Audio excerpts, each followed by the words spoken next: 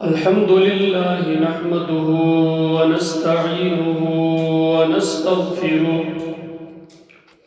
ونستغفره ونؤمن به ونتوكل عليه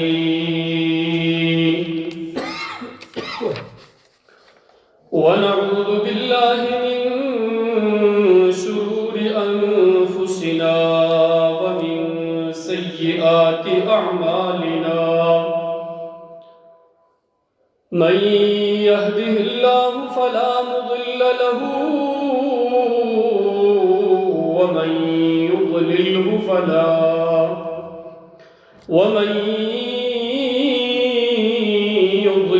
فلا هادي له ونشهد أن لا إله إلا الله وحده لا شريك له ولا نذير له ولا مشير له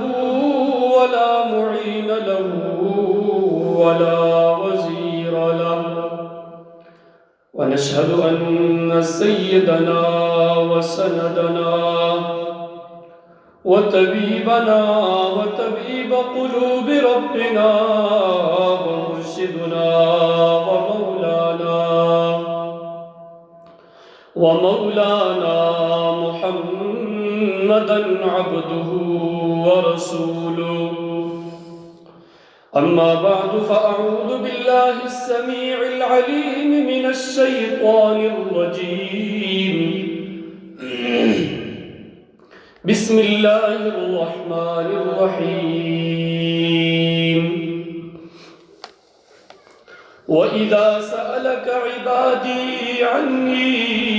فإني قريب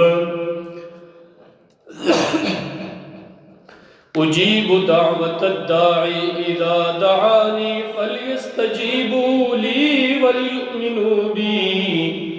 لعلهم يرشدون. قال النبي صلى الله عليه وسلم الدعاء هو العبادة الدعاء مخ العبادة أو كما قال عليه الصلاة والسلام. صدق الله العظيم وصدق رسوله النبي الكريم ونحن على ذلك لمن الشاهدين والشاكرين والحمد لله رب العالمين. میرے واجب الاحترام آپ حضرات کے سامنے قرآن کریم کی آیت نمبر سورہ بقرہ آیت نمبر 186 تلاوت کی. اللہ رب العالمین اس کا معنی اور مفہوم صحیح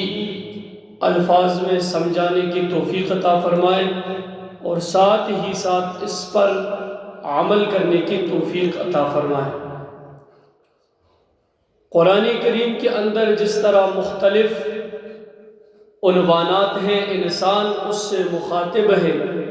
اور یہ قرآن کریم کا خطاب انسان کو ہے، تو جہاں جہاں عقائد پر ذکر ہے، جہاں معاملات ہے، جہاں پر شرک کی تردید ہے، جہاں پر اللہ وحدہ لا شریک کی صفات اور ذات کے اعتبار سے عنوانات موجود ہیں، وہیں پر اللہ رب العالمین نے یہ طریقہ بھی قرآن کریم میں بتا دیا کہ اگر آپ مانگو تو کس سے مانگو، کس وقت مانگو، کس طریقے سے مانگو اور کب مانگو. یہ طریقہ بھی اللہ رب العالمین نے قرآن کریم کے اندر سکھا بھی دیا اور حکم بھی کر دیا، اور اپنے علاوہ کسی اور سے مانگنے پہ رد بھی کر دیا، اور رد نہیں بلکہ غیر المغضوب علیہم ولا الضالین کا مصداق بھی بنا دیا. انسان ہے وَخُلِقَ الْإِنسَانُ ضَعِيفًا، انسان کمزور ہے، خطاؤں کا پتلا ہے، اور جب یہ روح اس دنیا میں آ جاتا ہے تو اس کے بعد اس انسان کے ساتھ مختلف قسم کے حالات پیش آتے. اور اس مختلف قسم کے حالات کا سامنا کرنا پڑتا ہے۔ اگرچہ انسان بعض اوقات اپنے آپ کو بد دعا دینے پر بھی مجبور ہو جاتا ہے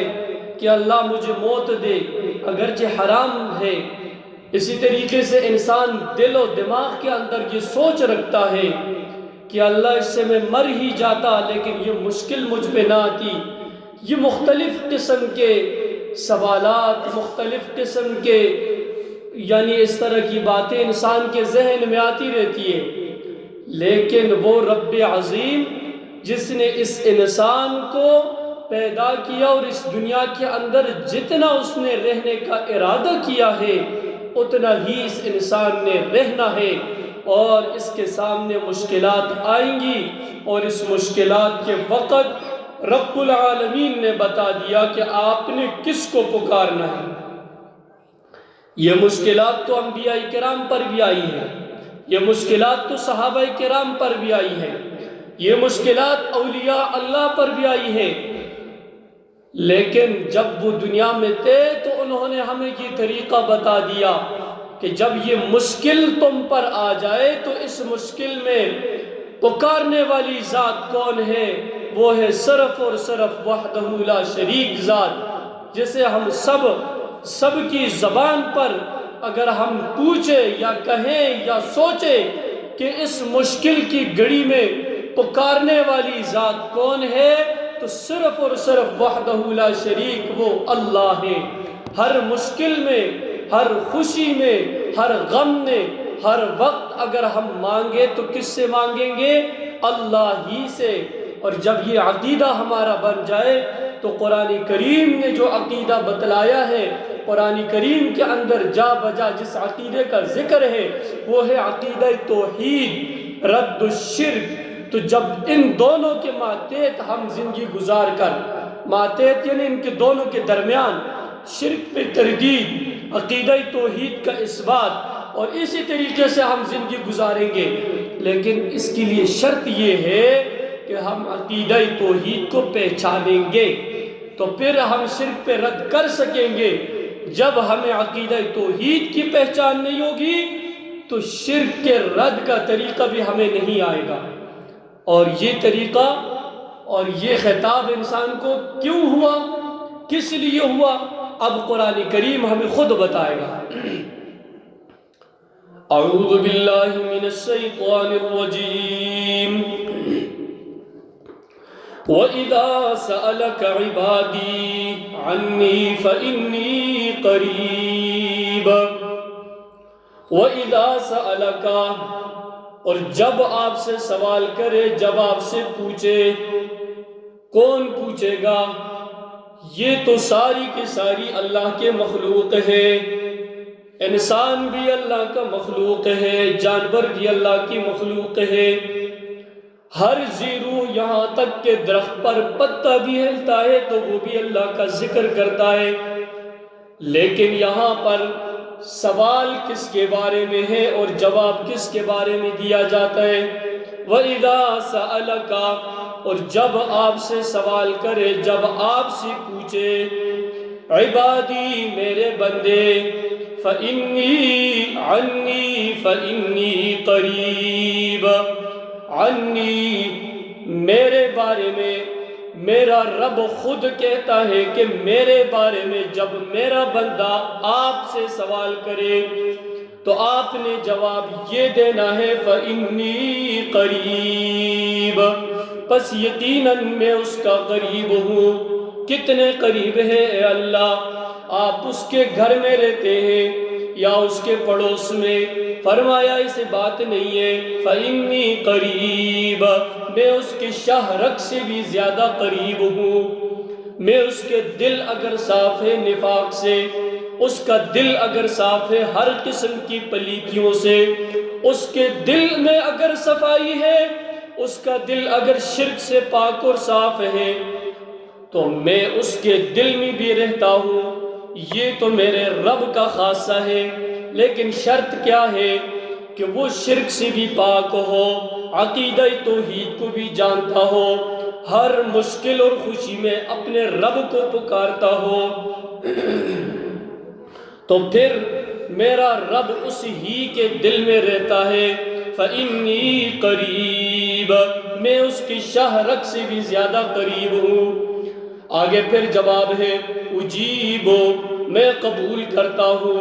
اجیبو، میں جواب دیتا ہوں، دعوت الداعی، پکارنے والے کی پکار کی، اذا دعانی، جب بھی وہ مجھے پکارے، جب بھی وہ مجھ سے مانگے، فَلْيَسْتَجِيبُوا لِي، بس چاہیے کہ ضرور بضرور وہ میرا حکم مان لے، وَلْيُؤْمِنُوا بِي، حکم ماننے کے لیے شرط یہ ہے کہ وہ مجھ پہ ایمان رکھے، وہ مجھے پہچان لے، وہ میرے بارے میں علم سیکھے۔ اس علم سے مراد صرف وہ علم نہیں جو مدرسوں میں 8 اور 10 12 سال سیکھتے ہیں۔ اس علم کے بارے میں ہر مسلمان کے لیے ضروری ہے کہ وہ حلال اور حرام کے اندر تمیز کر سکے، وہ اللہ کے احکامات کو پہچان کر، رسول اللہ صلی اللہ علیہ وسلم کی تعلیمات کو جان کر اس کے مطابق زندگی گزارنے والا بن جائے، لعلہم یرشدون، تاکہ وہ ہدایت یافتہ بن جائے۔ تو پھر اسی آیت کے ساتھ مختلف قسم کی آیتوں کو اور احادیث کو ملا کر مفسرین نے ان کو یوں بیان کیا، ان الذین تدعون، سورہ حج آیت نمبر 72 73، ان الذین تدعون، یقیناً وہ لوگ جنہیں تم پکارتے ہو، من دون اللہ، اللہ کے سوا، لن یخلقوا ذبابا، ہرگز وہ پیدا نہیں کر سکتے مکھی بھی، لن یخلقوا ذبابا، وہ ہرگز ایک مکھی بھی پیدا نہیں کر سکتے، وَلَوِ اجْتَمَعُوا، اور اگرچہ وہ سارے کے سارے جمع ہو جائے لہو، اس مکھی کو پیدا کرنے کے لیے، وَإِن يَسْلُبْهُمُ الذُّبَابُ، اور اگر وہ مکھی ان سے کوئی چیز بھی چھین لے، شیئن، کوئی بھی چیز چھین لے، لا يستنقذوه منہ، وہ اس مکھی سے اس چیز کو واپس بھی نہیں لے سکتے، ضعف الطالب والمطلوب، کتنا کمزور ہے جس سے تم بھی طلب کرتے ہو، اگر ان کے قبر پہ مکھی بھی آ جائے، مکڑی جھالا بھی بنائے، وہ اس کو ہٹانے کی قدرت نہیں رکھتے، لیکن ہم جاتے ہیں یہاں مساجد، خانقاہوں، مراکز میں کھڑے ہو کر ہماری زبان پر تو یہ الفاظ ہوتے ہیں کہ اللہ سے سب کچھ ہونے کا یقین، مخلوق سے کچھ نہ ہونے کا یقین دلوں میں آ جائے، یہ بات تو ہم سب کی زبانوں پر، لیکن جب عمل کی بات آئے تو ہم مزاروں پر، خانقاہوں میں، پیروں کے پیروں میں، ہم بڑوں کے پاؤں میں، ہم اپنے جن کو ہم اپنا مرشد سمجھتے ہیں ان کی تعظیم، ان کی بڑائی ہم اپنے دل میں بٹھا کر ان کے گھٹنوں کو چومنا، ان کے پاؤں کے اندر گرنا، یہ ساری کی ساری ہم نے دل میں بٹھا دی، اور غیر کی محنت اتنی مضبوط، اور میں نے اپنے رب کے اس کلام کو اتنا کمزور سمجھ لیا کہ غیر کی محنت کو اتنا مضبوط سمجھ کر جا کے قبروں پہ گرنا، بڑوں کے پاؤں میں سر رکھنا، ان سے مانگنا، اور اپنے مال کو، اپنی دعا کو یہ حیثیت دے کر کہ سب کچھ یہی مجھے عطا کریں گے، اور رب کو بھول چکے۔ یہ اس کا مین مقصد کیا ہے کہ ہم اپنے رب کے اس کلام کو چھوڑ چکے، رب کے اس کلام کو بھول چکے۔ اور پھر فرمایا ان اللہ لا یغفر، ہم ایسے لوگوں کو نہیں بخشیں گے، ان یشرکا، جو شریک ٹھہرائیں گے، باللہ، اللہ کے ساتھ۔ یہ اللہ کا کلام ہے، اس میں کوئی میں نے حدیث، کوئی اپنے سے کوئی نہیں بات، صرف اللہ کی کلام کی چند آیتوں کا یہ ترجمہ صرف آپ دیکھ لیں، ان اللہ لا یغفر، یقیناً اللہ تعالیٰ نہیں بخشے گا۔ اس آیت کو 2 مرتبہ لایا گیا، ان یشرک بہ، یہ کہ اس رب کے ساتھ کوئی بھی کسی بھی قسم کا شریک ٹھہرائے، باللہ اللہ کے ساتھ، وَمَن يُشْرِكْ بِاللَّهِ، پھر تیسری جگہ پہ فرمایا وَمَن يُشْرِكْ، اور جو کوئی شریک ٹھہرائے گا بِاللَّهِ اللہ کے ساتھ، فَقَدْ حَرَّمَ اللَّهُ، پس یقیناً اللہ نے حرام کر دیا اس پر علیہ الجنہ، اس پر جنت کو بھی حرام کر دیا، وَمَأْوَاهُ النَّارُ، اس کا ٹھکانہ جہنم بنا دیا، وَمَا لِلظَّالِمِينَ مِنْ أَنصَارٍ، اور نہیں ہے ظالموں کا کوئی بھی مددگار۔ پھر فرمایا وَقَالَ رَبُّكُمُ ادْعُونِي، اور فرمایا میرے رب نے میں ہی تمہارا رب ہوں، ادعونی، مجھے پکارو، استجب لکم، میں قبول کروں گا تمہارے لیے، فلا تدعو مع اللہ احدا، پس نہ پکارو میرے ساتھ کسی ایک کو بھی، نہ کسی پیغمبر کو، نہ کسی ولی کو، نہ کسی پیر کو، کسی کو بھی نہ پکارو۔ ہم اللہ کے اولیاء کو ماننے والے ہیں، ہمارا بھی وہی نظریہ ہے، من عاد لی ولیا فقد آذنتہ بالحرب، جس نے اللہ کی ولی کے لیے غلط سوچ سمجھ کر کے اس کی دشمنی کی، اللہ اس کا دشمن بن جاتا ہے، اللہ کے ساتھ وہ اعلان جنگ کرتا ہے۔ لیکن اللہ کے اولیاء کو پہچاننے کی بھی تو کوشش ہونی چاہیے۔ پھر فرمایا وَلَا تَدْعُ مِن دُونِ اللَّهِ، اور نہ پکارو اللہ کے ساتھ کسی ایک کو بھی۔ کیوں نہ پکارو؟ اللہ نے خود جواب دیا مَا لَا يَنفَعُكَ وَلَا يَضُرُّكَ، نہ یہ آپ کو نفع دے سکتے اور نہ یہ آپ کو نقصان دے سکتے۔ جس کو یہ بھی پتہ نہیں ہے، اس کے ہوش و حواس اڑ چکے، اس کو یہ بھی پتہ نہیں ہے کہ میں جو کچھ کر رہا ہوں موجودہ یہ چند دنوں کی بات۔ میڈیا والے جب ایسے لوگوں کے پاس جاتے ہیں، وہ لوگوں کو بچے بھی دیتے ہیں، لوگوں کی حاجتیں بھی پوری کرتے ہیں، لوگوں کی کیا سے کیا مشکلات کو دور کرتے ہیں، لیکن جب اس سے ایک میڈیا والے بھائی نے پوچھا کہ دعائے قنوت سناؤ تو کہا میرے منہ میں دانت نہیں ہے۔ بچے دینے کے لیے، مشکلات کو پورا کرنے کے لیے، حل کرنے کے لیے، حاجتوں کو پورا کرنے کے لیے اس نے لکھا ہے اپنے لیے پروفیسر فلاں صاحب، نام تو نہیں لیتے، لیکن کہا کہ تعلیم کتنی ہے، کہ پریپ تک بھی میں نے اسکول میں نہیں پڑھا، کہا پروفیسر جو لکھا کہ وہ ان چیزوں کا پروفیسر ہوں، لوگوں کو بچہ بچی دینے والے۔ تو اس لیے انبیاء کرام اللہ کی وہ قریب ترین مخلوق ہے، بعض کو اللہ نے دیا، بعض کو نہیں دیا، بعض کو دونوں دے دیا، اور بعض کو دے کے لے بھی لیا، یہ تو میرے رب کا خاصہ ہے۔ تو فرمایا کہیں نخل مرقد کے چاؤں میں صدقے سجدے، کہیں نخل مرقد کی چاؤں میں سجدے، کہیں مرنے والوں کے پاؤں میں سجدے، اشاروں میں سجدے، نگاہوں میں سجدے، یہاں اور وہاں کے خانقاہوں میں سجدے۔ ہم کس کے سامنے سجدے لگائیں؟ ہمیں یہ بھی پتہ نہیں ہے کہ ہمارا رب کون ہے، لیکن وہ رب پھر بھی ہمارا کتنا لاج رکھتا ہے۔ کبھی اس نے ہم پر روٹی نہیں بند کی، کبھی اس نے یہ نہیں کہا کہ تم میرے بندے نہیں، ادھر سے بھاگو، دفعہ ہو، سائڈ پہ ہو جاؤ، نہیں، وہ پھر بھی اپنے بندوں کی لسٹ میں ہمیں شمار رکھتے ہیں۔ لیکن ہم نے اپنے رب کے ساتھ پھر بھی ان پلیتوں کو ساتھ ملا کر کے اپنے رب کی شان کو خراب کر دیا۔ جو دل کو غیر سے خالی نہ کر سکا، وہ سجدہ کر کے بھی موحدہ نہیں ہو سکا۔ تو موحد ہونے کے لیے شرط یہ ہے کہ دل کو بھی صاف کرے اور اللہ وحدہ لا شریک کو پہچان لے۔ قرآن کی اتنی آیتیں پڑھی، کوئی آیت اگر آپ کو سمجھ نہیں آئی تو قرآن کریم میں وہ آیت جو ہر ایک شخص کو معلوم ہے، سورہ فاتحہ میں ایاک نعبد و ایاک نستعین، یا اللہ ہم خاص تیری ہی عبادت کرتے ہیں اور تجھ سے مدد مانگتے ہیں۔ تو مختصر اور چھوٹا سا نکتہ، عبادت کرو تو اس وقت رب کی طرف ذہن کو ذرا دوڑاؤ، اور جب سجدہ کرو، مدد مانگو، اس وقت بھی اپنے رب کے سامنے ذرا ذہن کو لگاؤ، تو سارا مسئلہ حل ہو جائے گا۔ یہ ایک آیت تو سب کو یاد ہے، ہر مسلمان کو یاد ہے، اس کے لیے تو یہ کہنے کی ضرورت نہیں ہے کہ میرے منہ میں دانت نہیں ہے، یہ تو سب کو آتا ہے۔ وہ جو چیز نہیں آئے گی تو اس کے لیے منہ میں دانت نہیں ہے، پھر بہانے اور ساری چیزیں، اس کے لیے تو سب کچھ ہے۔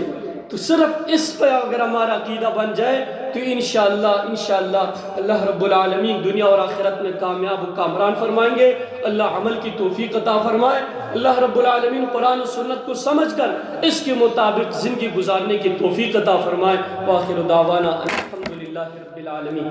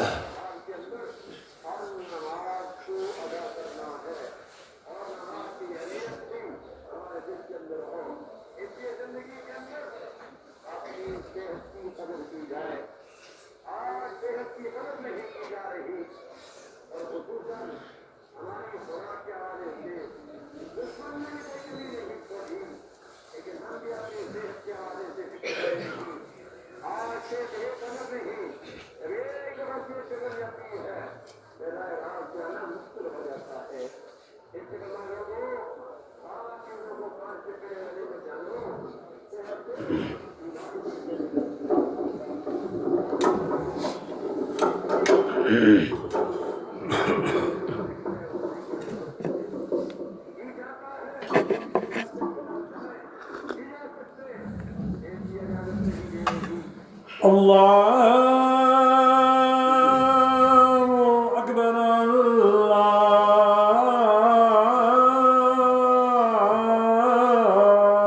اکبر اللہ